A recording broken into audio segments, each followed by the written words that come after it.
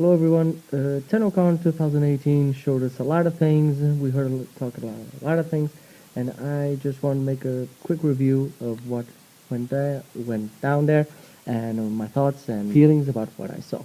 So the good news, the Unvault Nyx and Rhino Prime will be unvaulted soon, together with the Sinto, the Bolter, and the Hiku Prime. So get your medallions for syndicates, so you can just change for as many relics as you can when they come out. We also saw a lot of new deluxes. We saw one from Titania. That looks like a forest queen. I think it looks good. We saw the one from Limbo, which some people thought it looks like a moth, and I don't. I think it looks good. Besides, most of the time you only see half of his the character, which is his back. That's why maybe the legs are so thin. But what really stressed me was the fact that it looks like he has a ribbon on his face that goes really down. So I don't know. Maybe it was my interpretation that's wrong. Maybe we'll have it. I don't think it looks so good, but we'll have to see. We also saw a new Nyx Deluxe, which of course Rev, being the Lotus, wanted a new Deluxe because the old Deluxe didn't look really that good. But I wasn't really happy about it because there's a lot of characters that need deluxes now. Like Ginaros, like Atlas. There was a lot of choices they could have done before they did that one, and it just jumped right in and did the next, which looks amazing. It looks really good. Has that layer feeling on the helmet, which I liked. But yeah, they could have just maybe did the others and only after the others did the second run for the next deluxes. But no, they decided to go ahead and did that one. It's okay. Then we have someone who are already almost finished. We saw the Volvan Deluxe, which reminds me a lot of, I think it's Alphonse. Yes, Alphonse from Full Metal Alchemist. But more steampunk-like, which I liked a lot. I don't have Volvan myself, but I admit it looks very good. We saw the Neza Deluxe skin. Neza finally went to the gym. He buffed himself up, and he's no longer a little kid. He's a big macho lion dragon kind of thing, and he looks amazing. And then we saw the Nida skin, and the Nida skin, oh my fucking freaking god, it looks amazing. It looks like a steampunk, like a Bioshock thing, like infested, like it looks like everything good that we wanted to see. It's there. Some people say, "Oh, he doesn't look infested enough. He's not infested." Well, screw that. He looks amazing. He looks good. They even did a new one for his companion. So yeah. I'll be getting that one, and I'll probably be using it a lot. We also saw the Revenant and Garuda, which are the two new Warframes that will be coming out.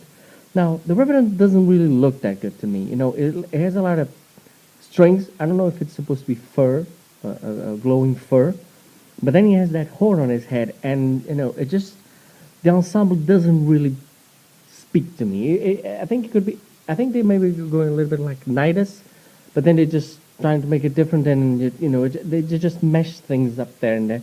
And I think somebody intentional will have to do a better skin for him because he doesn't really look like it. However, his abilities will probably be very good because it's been some time now that I've been wanting for the E to change the way we, because we don't control specters. We can launch specters to help us out, but we can't really direct them. We can stay protecting this character or near this module or anything like that, or go here and attack this enemy. We can't do that. And the Revenant seems to be going that way. It'll be like maybe a little bit of what Necros has, and a little bit of what Nyx has. So in terms of this, I think it'll be good to just take a mob of enemies and control them. Give them orders to. So I'm interested to see how that is going to work. Garuda. Garuda looks great in the artwork. However, in the original design, if you see it, she looks like she has a beak. And then the artist, when he did the rendering, just put her face facing forward. That way, we don't see her nose. And I'll have to wait and see. She looks a lot like Zephyr. It looks like Zephyr is a bird, and she's like a bird of prey, but she's still bird and bird. So, I have to see, maybe the talons will be more flexible. Maybe she'll use it in some special way. Maybe her abilities, then we'll have to see her abilities. But right now I'm not feeling it very well. The artwork looks amazing. The artist did a great job. She looks like a combination between Nova and Zephyr, and I like the color scheme and everything. But you know, in terms of how she will look in the end, I'll have to wait a little bit before I'll give up all my judgment.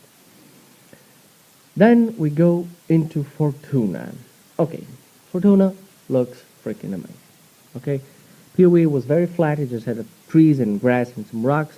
Fortuna has a lot of new stuff. It even has roads, roads that were destroyed. You know, it had outposts. Outposts are a lot bigger. They're not like small grenier camps. They're really, you know, constructions.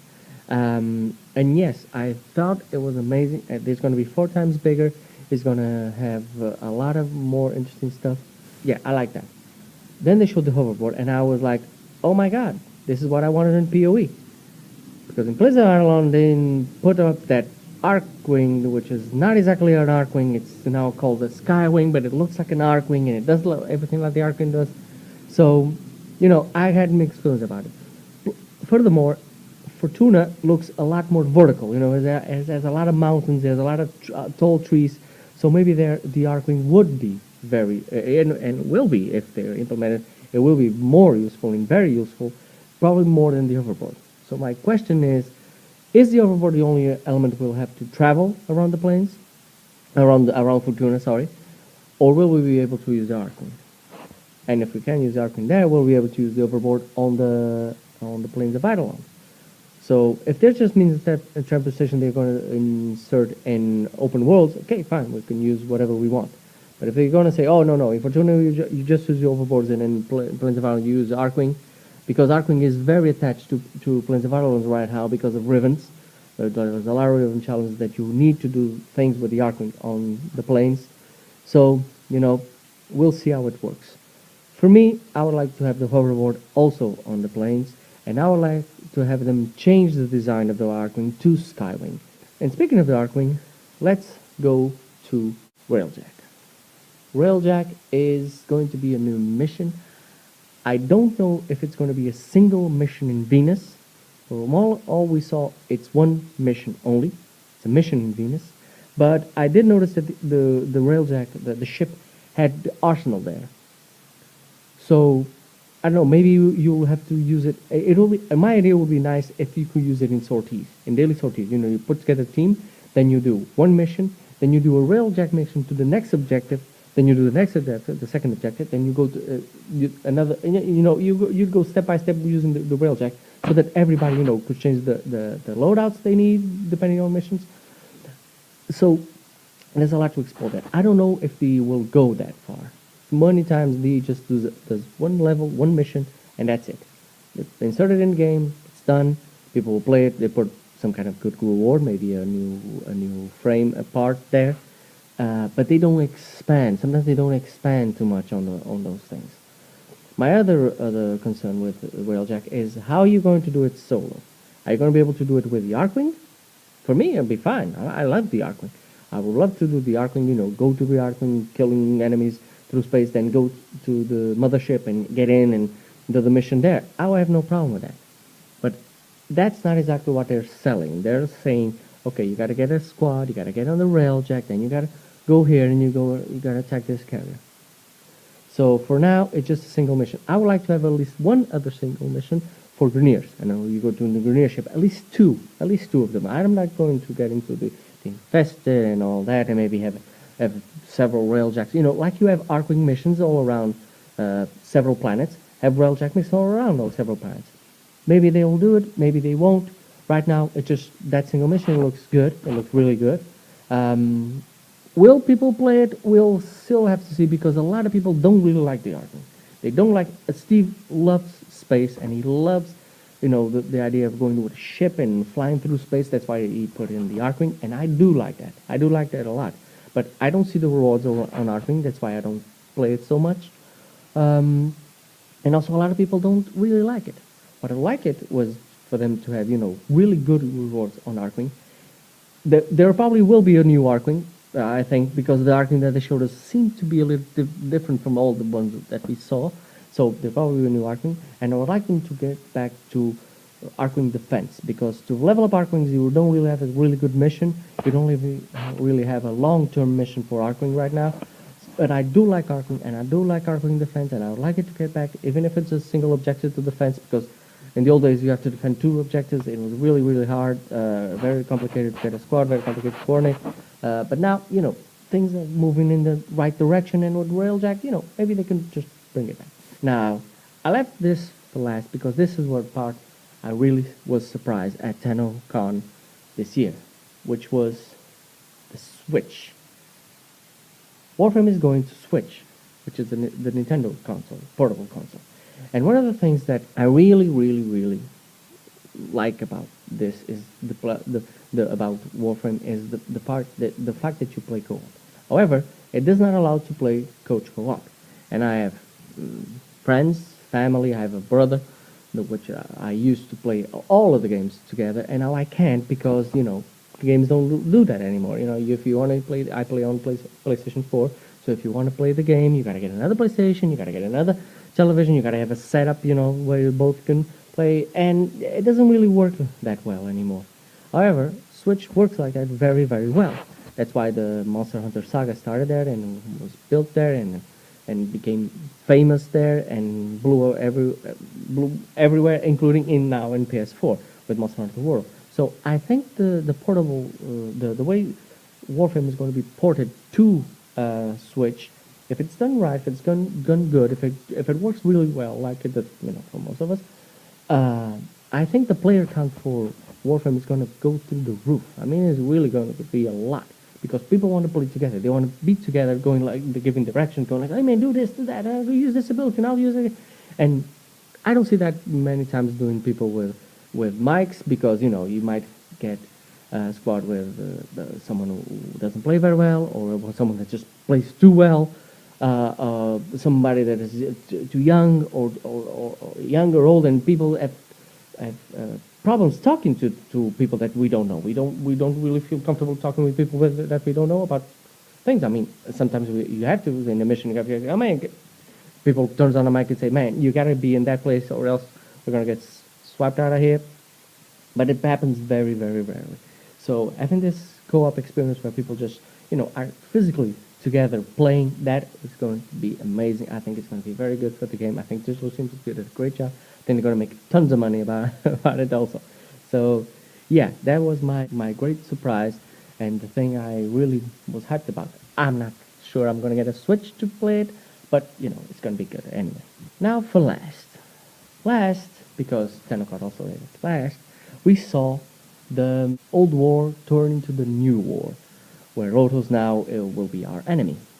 What people don't realize, or some people might not know, is that last year they already showed a lot of these things. They showed the sentient outpost they're working on. They even showed what seems to be the armor that Lotus was wearing.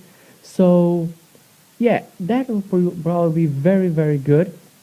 I don't know how it will work because it's a lot of open space in space.